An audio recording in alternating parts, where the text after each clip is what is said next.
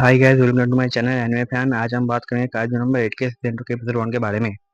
माचिदा में kaiju attack दिखाया जाता है जिसका 42 और 6.7 है और फिर एक बिल्डिंग में ब्लास्ट होता है। लोग भागने लगते हैं, तभी हम काफका और मीना को देखते हैं। मीना भागते भागते अचानक गिर जाती है। काफका बोलता है सब कुछ ठीक हो जाएगा। हम देखते हैं काइजू डिफेंस फोर्स के गाड़ियाँ। काफका बोलता है काइजू को मार डालो। एक और बिल्डिंग में ब्लास्ट होता है। काफका नीचे गिर जाता है। फिर मीना उसके पास नहीं होती। तभी काइजू डिफेंस फोर्स के लोगों ने काफका को चारों तरफ से घेर लिया होता है। मीना को हम एक टावर पर देखते हैं। मीना काफका को काइजू नंबर 8 बुलाती है। काफका एक काइजू में बदल गया होता है। मीना कहती है फायर। आपका काजू नंबर 8 पर कंट्रोल खो देता है और अटैक करने लगता है। एक हेलीकॉप्टर दूर जाके गिरता है। काफका जायंट काजू में बदल गया है और एक बहुत ज्यादा जोर के ब्लास्ट के साथ ये पूरे एरिया तबाह कर देता है। अगले सीन में देखते हैं काफका एक बुरा सपना देख रहा था। काफका कहता है काजू में बदला नहीं हूँ, शुक्र है। सीन शिफ्ट होता है। काइजू डिफेंस फोर्स के बेस 3 को दिखाया जाता है, जहां पर काइजू नंबर 10 ने बड़ा ही तबाही मचाया था। मीना को दिखाया जाता है, जो कंस्ट्रक्शन के साइट को देखने के लिए आती है। वाइस कैप्टन होशिना बोलता है उसे 5 दिन से वहां पर रखा हुआ है। उसका क्या होगा अभी तक किसी को नहीं मालूम। मीना कहती है नए रिक्रूटमेंट का क्या हुआ।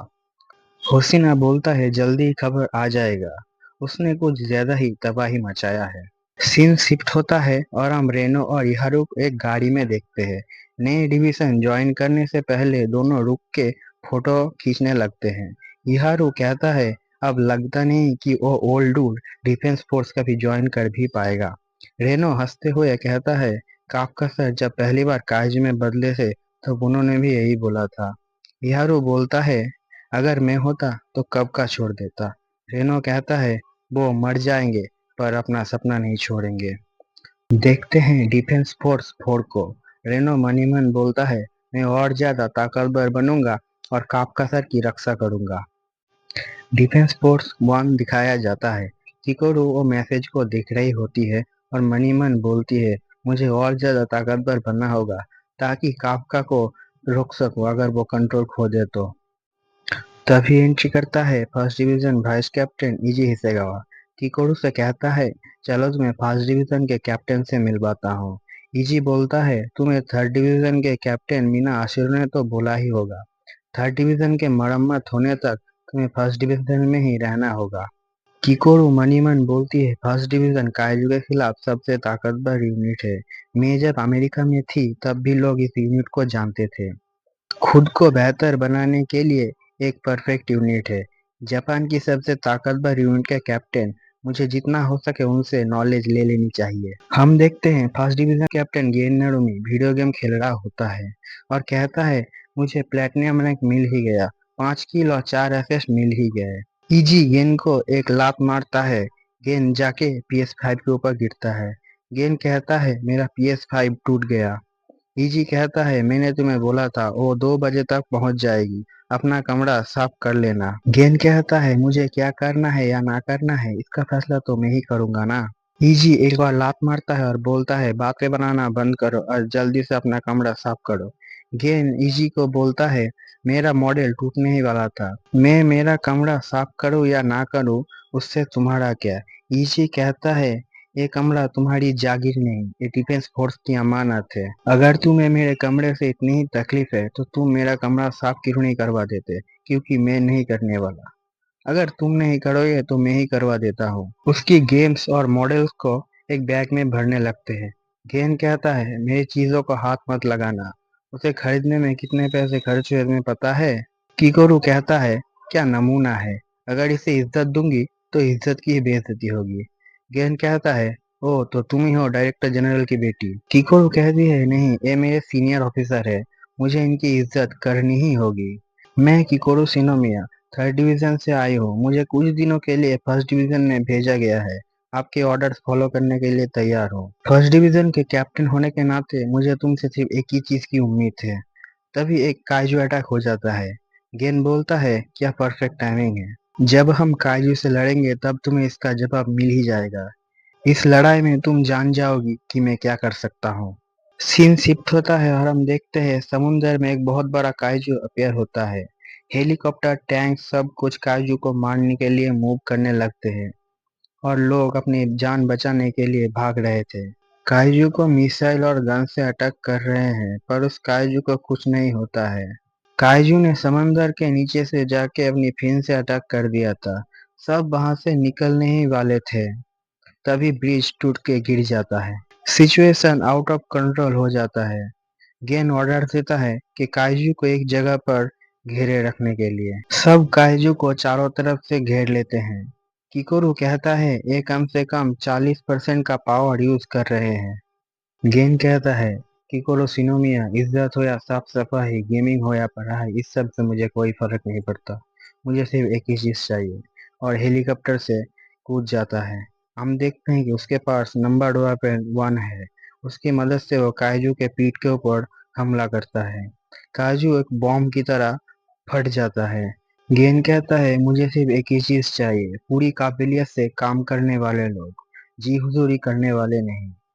किकोरू कहता है अब आएगा ना मजा। अगले सीन में देखते हैं फर्स्ट डिवीजन के छत पर गेन किकोरू से कहता है उस काइजू को तो मैंने मारा था ना। मीना आशिरो का हेडलाइन क्यों है, तुमने देखा ना? शायद वो न्यूज वालों को पैसा देती है। किकोरू कहती है सबसे ताकतवर कैप्टन फॉलोअर्स के लिए मर रहा है। कब से फोन बज रहा है, उठाएंगे नहीं क्या? बज रहा है तो बजने दो।